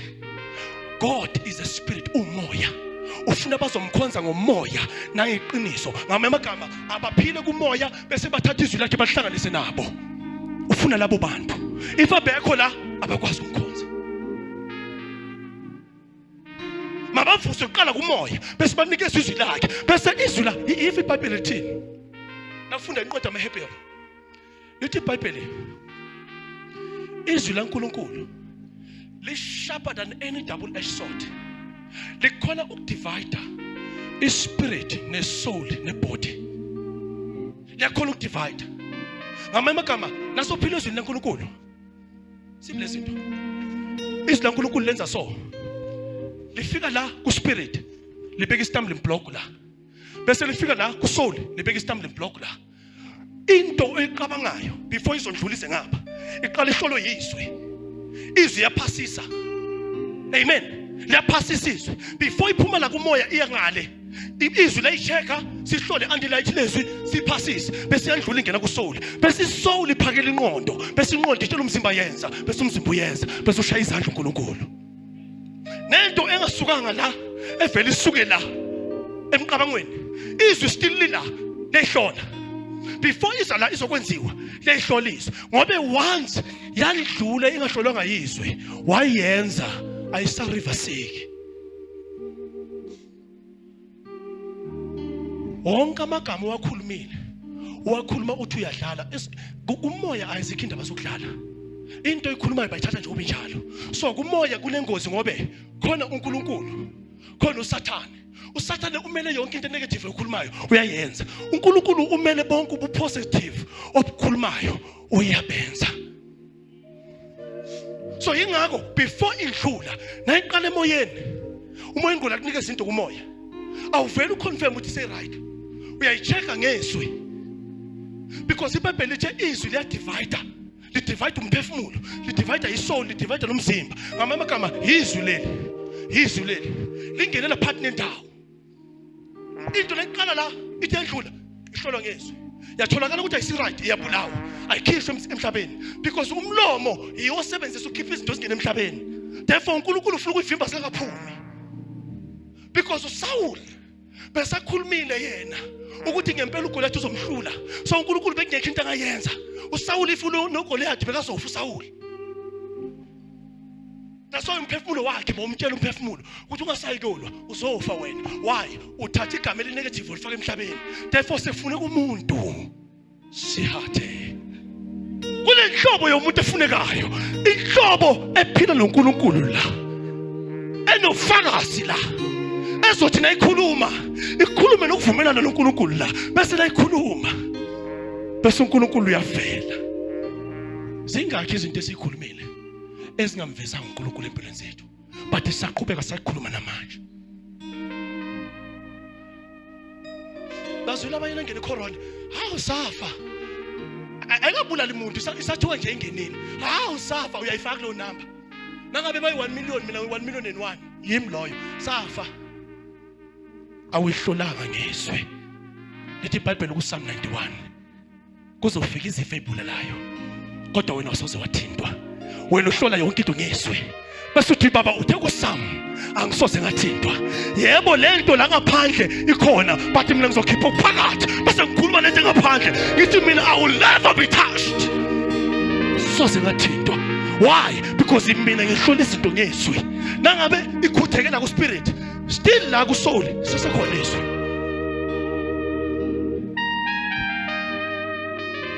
So, labantu abakhulumayo la omunye izwi selidivide kuye, omunye alidividanga. Ukhuluma noma ngabe yini. Afunde sizwe labantu. uDavide wathi kuSawule, inceku yakho yayizalusa izimvu zikayise. Lapho kwafika ingonyama nebhere, wathatha imvu emhlambini. 35. Ngaphuma ngakulandela ngakubulala, ngayophula emlonyeni wakho. Lapho kwangivukela, ngakubamba ngesilevu, ngakwahlula ngakubulala. uSaul nenyama ubona umfana. Akazi umfana ungena indoda. Kunendoda ephila la kimi. Ogama layo uJesu. Lithi iBhayibheli kube izimvu bekhuluma bezakutshela kodwa ngizakutshela. Bengilusile yafika ingonyama yabazalwane. Akathi kwafika umntana ebhubhesi uthi kwafika ingonyama. Nawe wazi ingonyama ilast number yebhubhesi leyo. Uthi nayifika uDavide bekayiyouth bekalabo 14, 13, 15. Uthi and David said unto Saul, thy servant has kept his father's sheep, and there came a lion and a bear, even not only one, but kuza lezi such a bantu impela, kuza two. Laphuma la igena le. Even David uthini? And look and took a lamb out of the flock, and I went after him and smote him and delivered it out of his mouth. Ngamanye amagama azangilwe nalo. Ngithena ngifika ngalibamba ngalidabula. Uma uphila la umoya ku spirit man, uNkulunkulu uyakwazi ukuempowerisha nasezimeni ezibulela abantu. Uzongena uphume nofakazi nawuphila la. But abazalwane basukile la. Ingakho sesihamba amagama enkonzo. Ingakho sesihamba ukuthi ubani ome phambi kwami, ubungane ophambi kwami, ubungane mina ngishumeza, ubungane mina, ubungane wami. Uthi Paul ubani wafa? Ngabe ubungane wafa esiphambanweni? If akusinguye umbisa kanjani? Uthi Paul kunendoda yafa. Ifuna noma ubani ozoza kuye. Ngoba nasilandwa ngelanga lokugcina, tobe kungalandwa ngamagama amabandla, tobe kufuneka bamkhonza ngomoya nangeqiniso. Yinto bezofuneka le. But abazalwane usathane usifake la. Sihamba ngama feelings noNkulunkulu. Ngifila ngathi uNkulunkulu mina ngiphendule, ngifila ngathi uJesu uyangikweleta mina ngiphendule. Yonke into yethu sihamba ngama feelings. Lithi iBhayibheli akakwazi ukuphendula ama feelings because umuntu ophila la ufana nesilwane phambi kwaNkulunkulu. That's why Nebuchadnezzar nakafaka inhliziyo yesilwane. Lithi iBhayibheli wadla utshani, wakhuluma njengezilwane because wazenza proud. uNkulunkulu wam-exalta, wamehlisa. Zonke ekhuphukayo so exaltwa. Amen. uDavide noSawuli nabakhuluma, waphuma uDavide wabhekana noGoliath. Lithi iBhayibheli uDavide wathi kuGoliath, uza kimi ngenkemba. Mina ngizi kuwe ngenkemba. Mina Goliath angisekho la. Mina ngiza kuwe ngegama sengila. Impi mina ngiwina kamoya before ngiyilwa, kamoya ngiqedile because ngihamba noNkulunkulu oqedile. Uyamazi umzalwane othandaza uNkulunkulu oqedile. Akangeni fasting because aqela izinto uNkulunkulu. Ifasting ungena ngoba thoba umzimba because umzimba soyaphapha yawehlisa. Nakaqela uthi baba egameni laJesu. Ngicela 1 2 3 baba ngiyabonga sowenzile. It's done. Kamoya ubona sekuqediwe. But enyameni uyazi kunesikhathi sezinto. But emoyeni uyazi it's done. Ukuthi kuzothatha isikhathi esingakanani anginendaba but into engiyaziyo uthi egameni lami konke lokwenzelwa.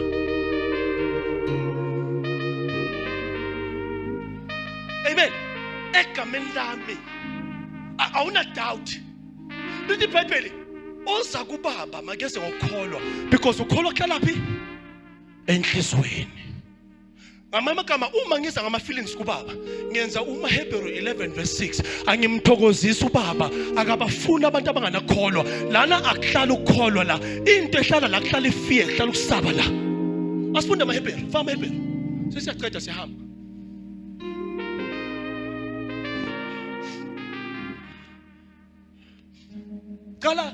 Kala ku Romans 10 verse 17. I think it's Romans 10 verse 17.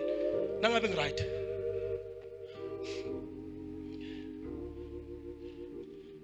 Wehlukile wena Jesu awulingani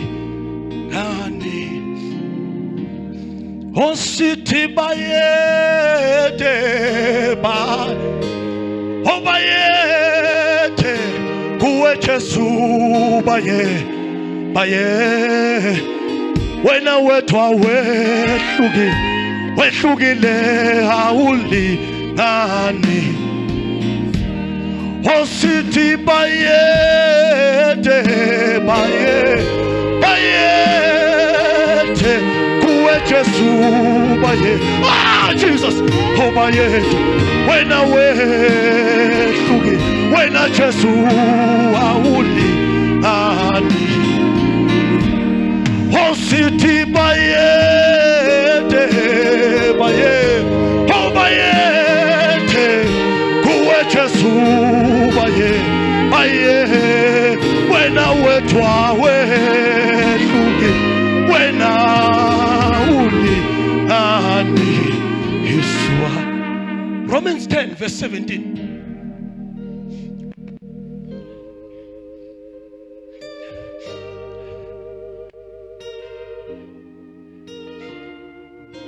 Ngicela uyilalele kahle verse 17. Mlaleli yabazalwane, into engifuna uyazi. Asenzi izinto ngendlela yethu. Senza izinto ngendlela yaNkulunkulu. Uzoyiwestela isikhathi uhambele isikhathi la emhlabeni usolo ufuna ukuthi uNkulunkulu enze ngendlela yakho uzokuma mntanzi ekhaya. He's God. Sibantu thina siubumba siudaka thina. Yena nguye ubaba. Lithi iBhayibheli before umhlaba bekakhona. Uthi uJohane ngathi ngimbona wabizwa kuthiwa is the ancient of days. Ngamagama akuna number yokucount insuku zakhe. Ufuna ukucontrol lo muntu wena enze ngokuthanda kwakho. Kumele ungene wenze ngendlela yakhe. If awenze ngendlela yakhe usazolinda. Uzohamba uthandazelwa yonke le ndawo. Zonke indawo uzokwazi zonke indawo zokuthandazela. Because awungena ezweni. Bheka bazalwane, bheka. It is so useless. Ugule umzimba. Kubeka isandla lamzimbeni. Uphilisa umzimba. Na uqeda umzimba because awuphile ngalo spirit. Umzimba futhi ukulahle lokuphila, ubamba ukugula futhi. Ngoba umzimba uphelela isikhathi. So yonke into esibeka emzimbeni ihamba iphelela isikhathi. Even singabeka iblessing la izohamba iphelela isikhathi. But waphila la kuthiwa you are blessed. Awusadingi ukuthi akubeka isandla la sola. When a cell phone is somewhere or click ama results of blessing. Why? Because it's so permanent. His spirit is permanent as if it's not cut.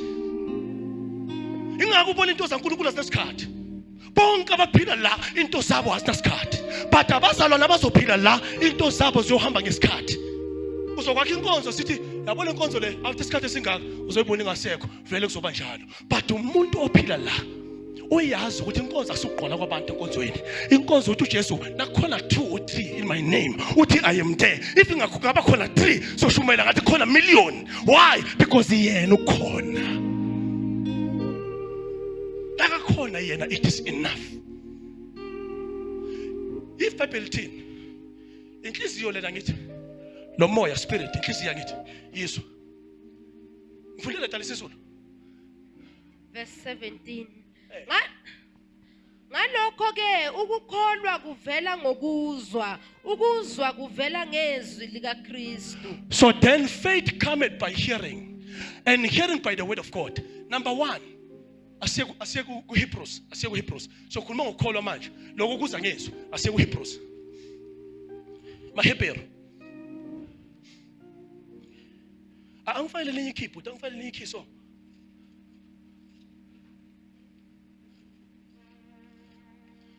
Hebrews 11 ngena ku 11 sakhile uverse 1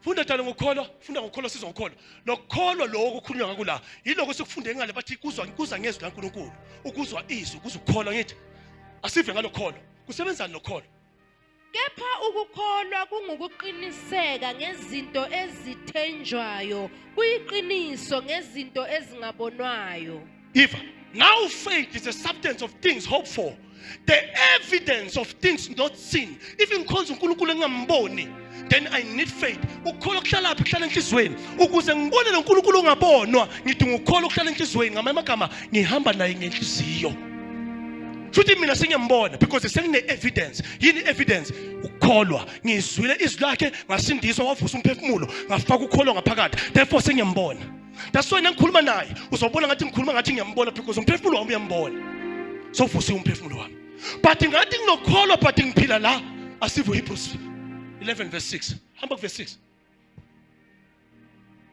verse 6 kepha ke ngaphandle kokukholwa akwenzeki ukumthokozisa ngaphandle kwani kokukholwa but without faith it is impossible so thandaza kube mini nebusuku sithandaze kudatshula izinto silingisela abaprofeti babhale sisike senze konke but lento uNkulunkulu ayifunayo yabazalwane akuthiwa ngaphandle kwenyembezi akathokozi kuthiwa ngaphandle kokholwa ukholwa okuyiforce ehlala emphefumulweni ngamanye amagama ngaphandle kokumkhonza ngenhliziyo akwenzeki that is why if awufundiswe enkonzweni uzobona abantu abaningi bayiyeka insindiso bathi lento ayikho because abezi kuye ngalendlela afuna ngayo because if uNkulunkulu bekathi inyembezi then nabantu abangaphandle bayakhala kunabantu abakhala udlula thina nabantu abakazukhala usuku bonke nemini yonke why angabaphenduli bona akathintwa yinyembezi zethu naye into emthintayo umuntu okhala alapha ya izulu liyabheka ukuthi ubani because uza ngendlela eright kubaba uza ngenhliziyo uNkulunkulu umoya ufuna bazomkhonza ngomoya nangenhliziyo noma umfundisi wakho ungamjabulisa kanjani but as long unganazo lezi zinto ayifuna uNkulunkulu he will never hear you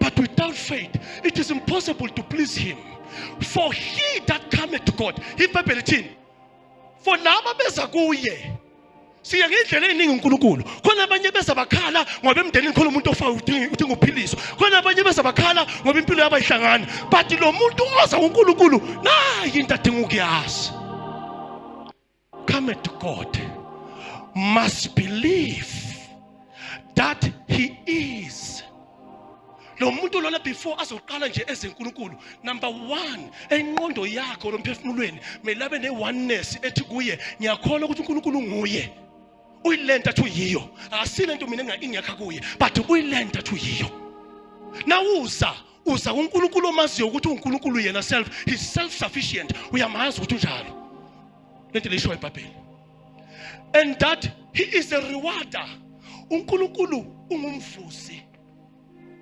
Uma once wakholwa ukuthi ulento athi uyiyo, already nawuza already ne reward ayibekile for wena. Angeke ujike ulambatha. That's why imvula yemazi.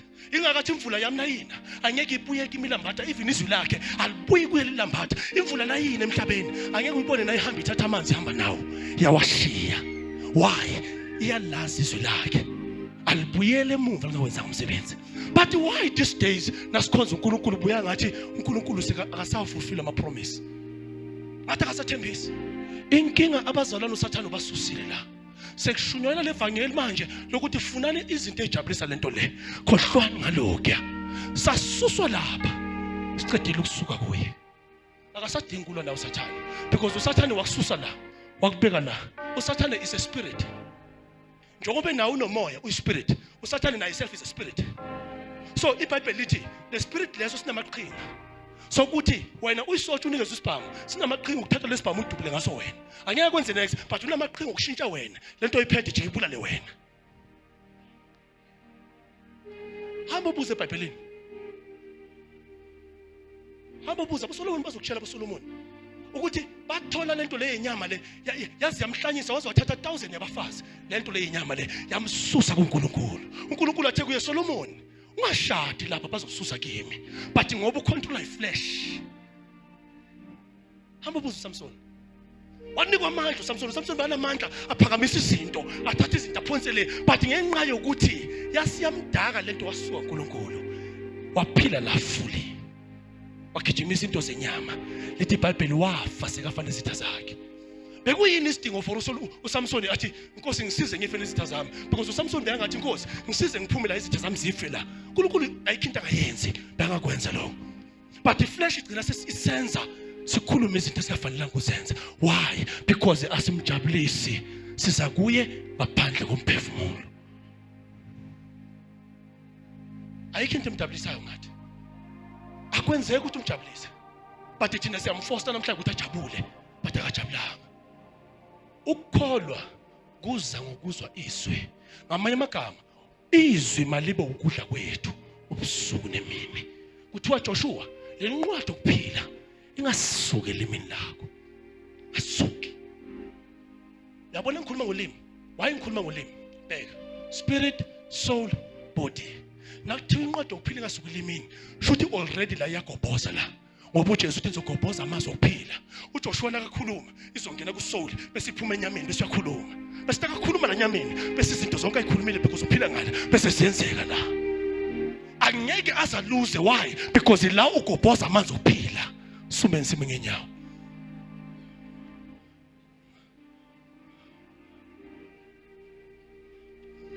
Thank you Jesus. Ositi baye te baye ho baye te ho baye te Jesu baye ho baye tu paye Ositi baye te baye ho baye Obayete, O city bayete, Jesu baye. Oh Jesus. O city bayete, baye. O bayete, O city bayete, Jesu.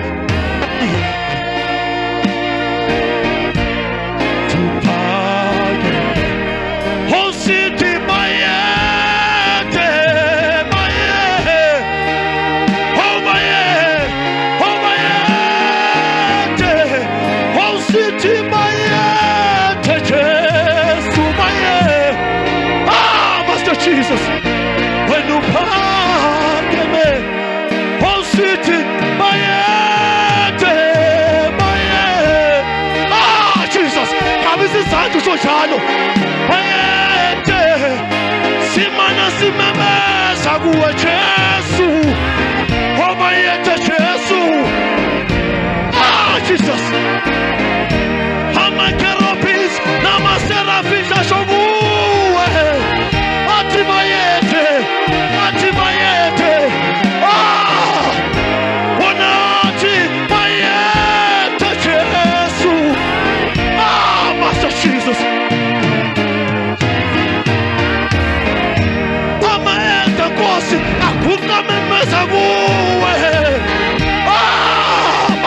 Jesus.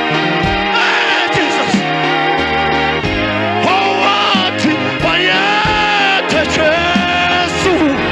Ah, Jesus.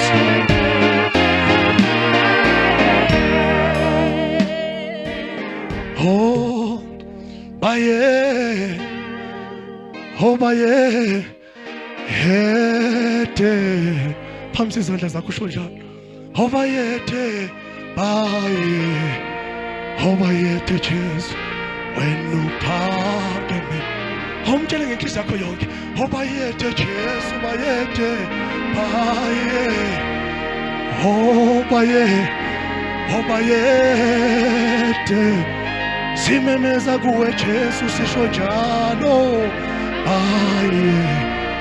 Oh, bayete. Jesu phakeme. Sijoin ama-cherubins nama-seraphim asho kuwe. Baye. Oh, mfake le string nje si-strong string. Oh, bayete. Oh, sithi bayete Jesu. Baye. Oh, bayete. Phakeme. Asibonge umoya ingcwele for izwi. Asibonge Holy Spirit. Lama sovata yase.